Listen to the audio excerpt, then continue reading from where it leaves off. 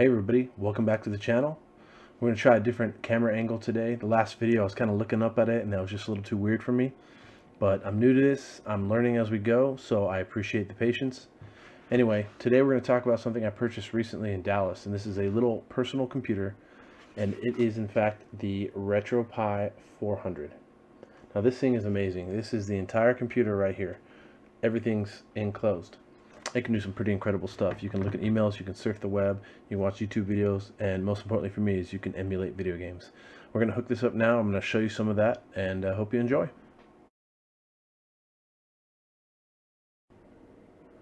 So here's the keyboard, pretty basic. You have the Raspberry Pi logo where you normally have the Windows button, and F10 is your power button. Just remember that if you get one.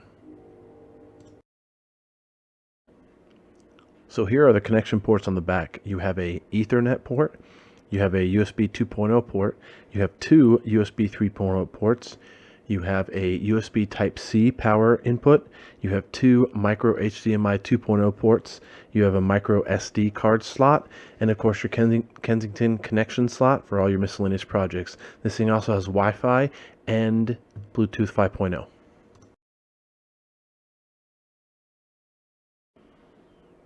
As you can see, you can surf the web, you can check your emails, and you can also go to YouTube. Now I'm trying to show some YouTube footage. The only problem is I'm trying to screen capture all this with the built-in media player it comes with. Because of that, it slows it down, so the YouTube videos are kind of choppy, not really indicative of what this thing can actually do. But when you're not trying to screen capture, the videos load up quick and they play very smooth. Thoroughly enjoy the experience.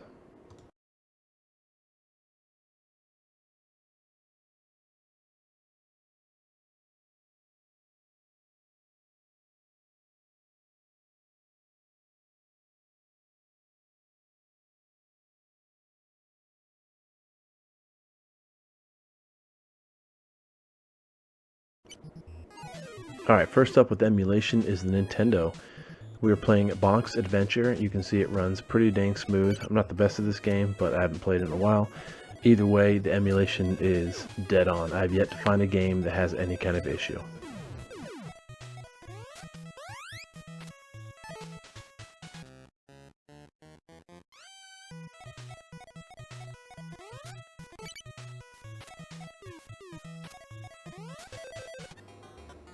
Next up is the TurboGrafx 16. This is Keith Courage in the Alpha Zone.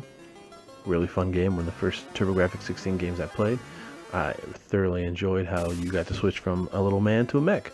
But as you can see, it looks beautiful. It runs great. Just like the NES, no issues.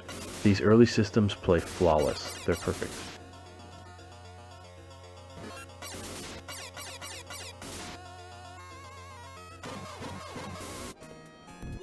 And of course for the Sega Genesis we have Altered Beast, such an iconic, great game. I have yet to meet anyone who doesn't like this game or who's never played this game. Of course towards the end you have the iconic transition to that beast of the whatever level you're on. So amazing. But it looks good, sounds good, runs flawlessly.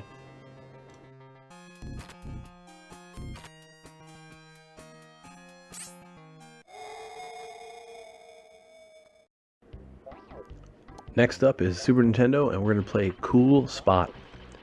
Fun, iconic, gimmicky little game, just like the Noid game. This was the 90s all about. Plays fun, looks a little pixelated, but that's how the game looked itself. Love the system, love these games. Yet to find an issue with any of the games playing on the Pi 400.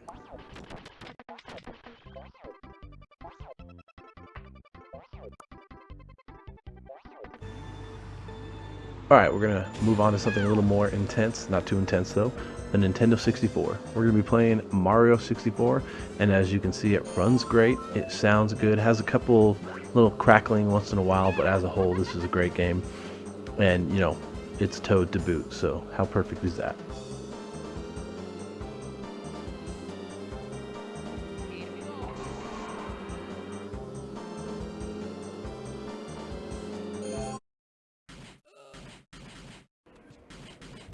Here we have Turok Evolution on the Game Boy Advanced.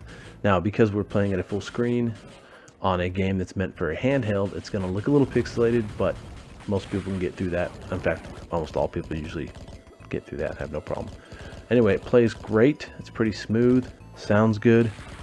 Overall, it's a good system on the Pi.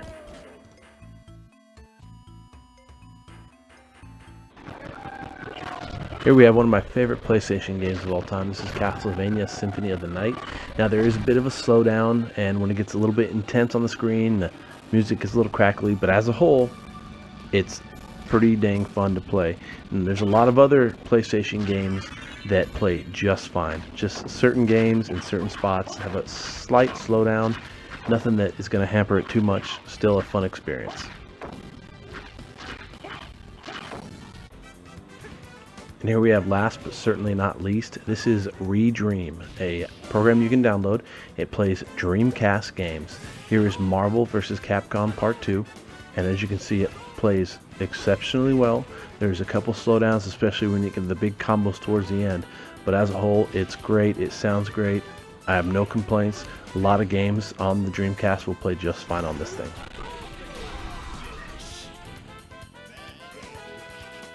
Alright, so what do you guys think? Is this thing worth the time and the money, or is it just a passing fancy?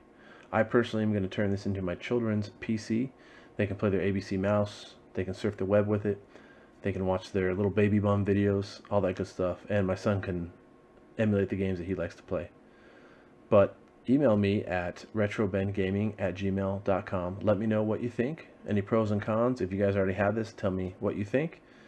Other than that, have a great day and keep on gaming.